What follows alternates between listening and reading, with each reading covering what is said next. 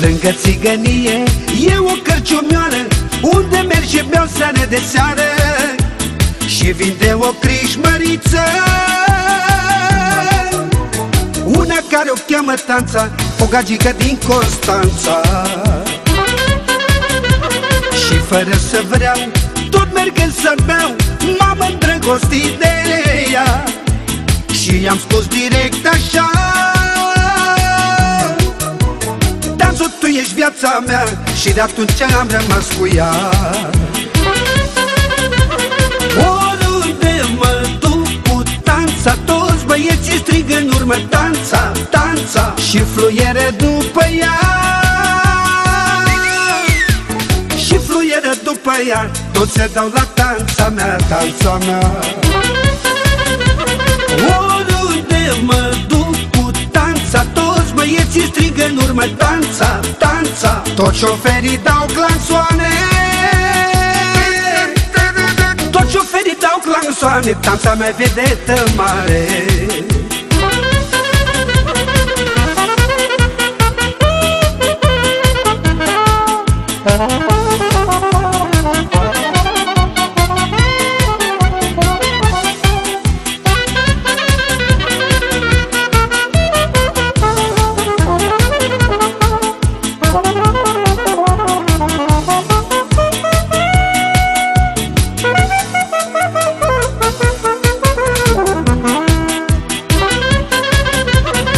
Frumoasă foc, subțire la mijloc, cu părul negru lung și ondulat. Mor băieții după ea, mor băieții după ea, dar Tanța e doar a mea, doar a mea. Câteodată-mi vine să iau brișca la mine, cred că am să-l înțep pe careva care se mai dă la ea. Mama voastră, vai, vai, vai, scot cuțitul și vă tai, și vă tai.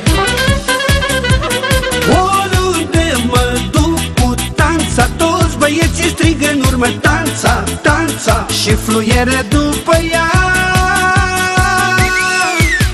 Și fluieră după ea, toți se dau la Tanța mea, Tanța mea. Oriunde mă duc cu Tanța, toți băieții strigă în urmă: Tanța, Tanța, toți șoferii dau clansoane. Toți șoferii dau clansoane, Tanța mea vedetă mare.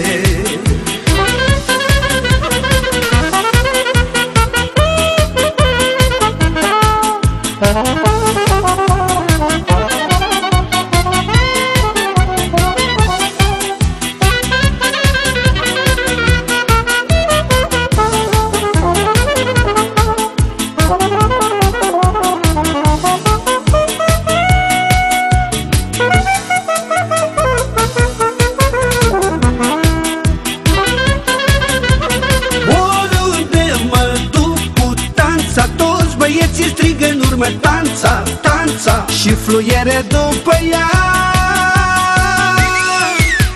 Și fluieră după ea, toți se dau la Tanța mea, Tanța mea.